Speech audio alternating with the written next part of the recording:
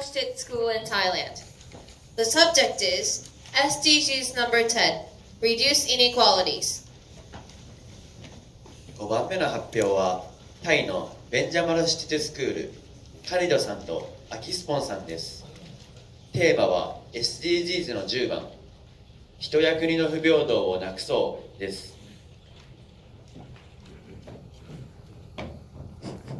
Please begin. Good morning, teachers and students. My name is Nai, and this is my partner Jiji. And today I'm invite all of you to discuss on this topic. What if the gap between the rich and poor grew in Thailand and no one noticed that? So let's get into it. Have you ever seen these pictures? These pictures and these pictures. So I need to tell you first that we have seen these pictures in our cities a lot for a long time, and you may see these pictures too, but you get used to it because we not notice that. So what I really want to know is what happened. Why this woman by being like this, being like these conditions. So we got a problem. As we know, inequalities is on the farmers so much, as you can see from this graph. Many Thais are being farmers a lot because Thailand have plenty of resources. And why? Thai farmers are still poor because their product getting really low price, and when it's getting in the worst case, it's going to be like this. They come to protest to call out government what is going on with the price, what is going on with the product. So being like this, and in the worst case, in the picture at the right, is a rambutan. The actual price of rambutan is 12 baht. It's a Thai currency, 12 baht per kilograms, but it dropped to 6 Thai baht per kilogram, so it dropped half of it. So in the worst case, they will destroy products to call government. And government also try to fix this problem too, but it's not a sustainable way to fix this problem, so it's going to be a kind of loop of problem in Thailand.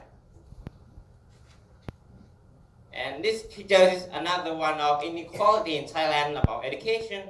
You can see the difference at the left and the right.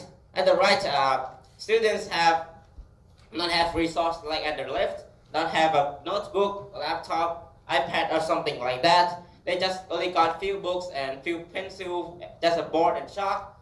So the inequality in education is a big problem too, because children is the future of our nation, that you know. And bring it closer to our schools, Benjamin Rashid schools and other schools. At the left is our schools, Benjamin Rashid schools, and at the right is schools 2 kilometers far from us. So as you can see, my school is more comfortable than the right one. And to bring it closer to our parents' occupation, at the left, our parents are also office workers, and at the right is almost farmer. So what happened to our farmers? So we figured out about 3 possible causes about this. First is unstable weather. Thai farmers also count on season, that this season needs to grow crops, this season needs to collect the crops, but this won't work anymore because the world now have a disaster like global warming and flood, something like that. It's not working anymore. And second one is low technology and unplanned work. The low technology is about Thai farmers also use the same method from the past and use until now. And about unplanned work, this picture is about the orange.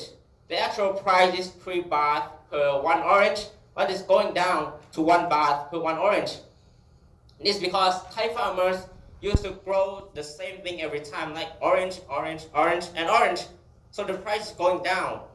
And the last one, the important one that we focus on it, is middleman. Middleman is a person who spread products from farmers to the markets. It sounds good, but what they actually do, they buy in a lower price from farmers and sell to market in a higher price. So to make it clearly, I will compare to 1 kilogram of Thai rice. This. At the left is a price that the farmers sells to a middleman, and the right one is a middleman sales to market. So you can see the difference is about 18 baht, and it's look a little, it's look a not difference much, but in reality, the actual that they buy is at least 10,000 kilogram, and what we paid is 400,000 Thai baht, but what farmers really got is about 120,000 Thai baht.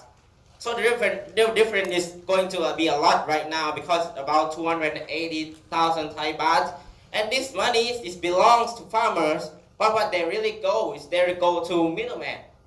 So to more clearly, I have a little animations about it.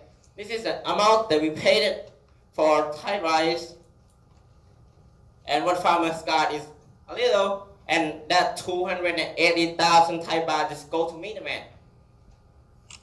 And they get less money, they get no money, and no money is a big problem.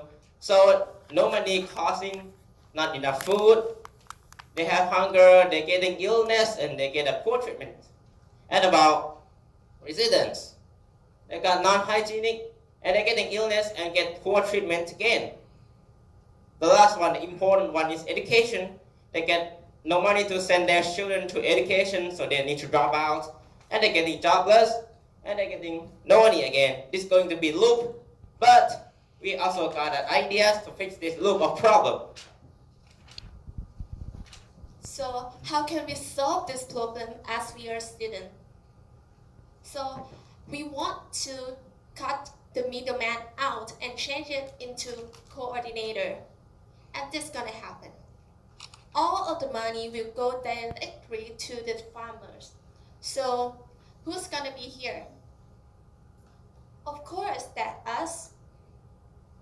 So what we do, because we have our own school canteen and we have local farmers in our province, so we want to make a connection between them. So our downsizing inequality project is to make a connection between local farmers and our food store in canteen. So this can increase our farmers' income. So if they get more money, they will get better quality life. So they can have like money to buy for the essential things like clean water, or can pay for their children education. So what we do is to reduce inequality. So this is our action plan. We did price survey and we present and discuss this to our school board. And we are doing the deal between the seller and the buyer. And right now we are waiting for the silver price and silver needed from our school canteen. And we will checklist, and the progress will carry on February to March 2019. And at the end, we will do satisfaction survey to indicate our project. So we hope that we can spread the income into our local farmers. So this will help no poverty, no hunger, and then if they get more money, they will can buy the education.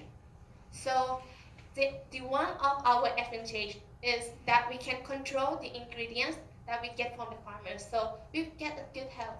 And this is the point. We reduce inequality. So we hope that our small project will be a big change to our society, our country, and to our world. Thank you.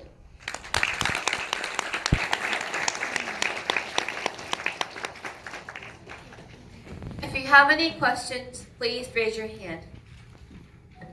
質問のある方は挙手をお願いします。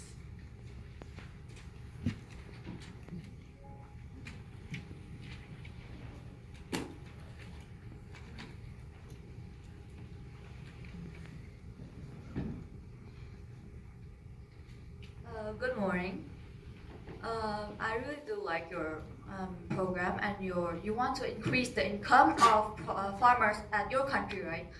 But you said you want the farmers to directly give you to your local canteen, right? But do you know if the farmers send directly, they still have a cost of money of delivery? That is, like the economic system is production, distribution, and then consumerism, right? And then if you say you want from the farmer directly to the consumer, that means that you take out distribution. And for I don't know if this is right or not. Like maybe that's not what you meant, but if you were to take the middleman, in this case the distribution, wouldn't it be like the farmers have to look for their own delivery man, that they still have to give some money that is needed for the delivery itself. So wouldn't it be the same for the price, as they need to get money out first before getting the money in? That's my question.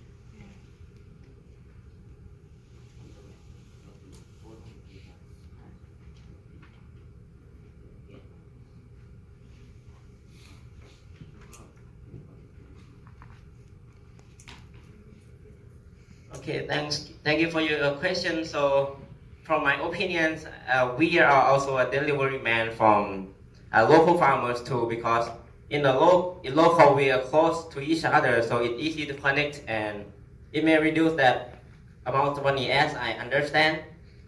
Something like that, right? About questions? Or to make clearer, please explain a little bit. That's true. One more question. Okay. Um,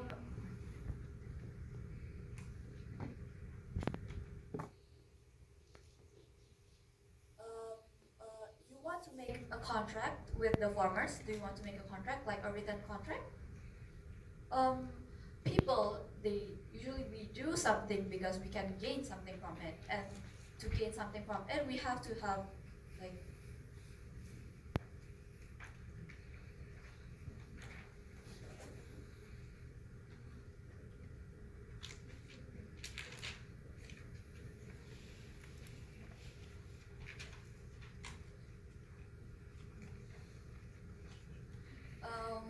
If we want something, we need to know what we will gain from it, right? And if you make a contract, that means that you promise the farmer that they can gain more money from it. But what will you prove to them that they can actually get more money from it?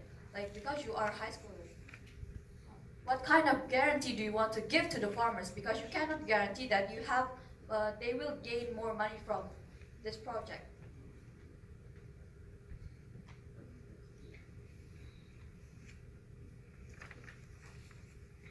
Okay, so at first we need to survey about the cost of between farmers and middlemen first, or the price, and we have a auction about that, about the lowest price that we will buy from farmers, and we compare to a price that we buy from farmers and buy from middlemen, and we compare, and we get it higher to let them get more money about it. What I mean is, like, there is a risk, not only a guarantee that you need, but there is a risk because we are all just a normal high schoolers, right? So what would you do, like, to convince them that they will actually gain some more money? Because there's also a risk, because you're not professional delivery man, right? There might be some miscommunications or miscarriages and stuff. That kind of risk. What will you give to guarantee them that there will be no risk? I mean.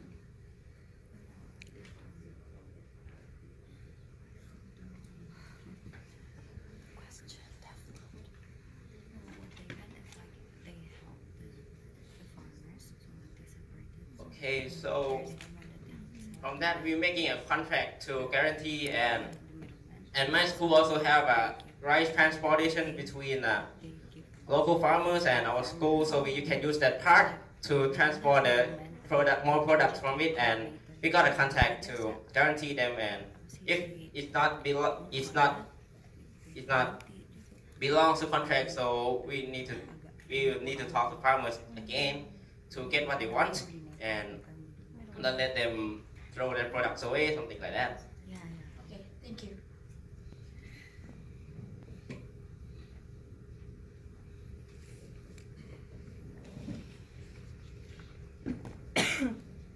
Thank you. Now we will have a 7-minute break.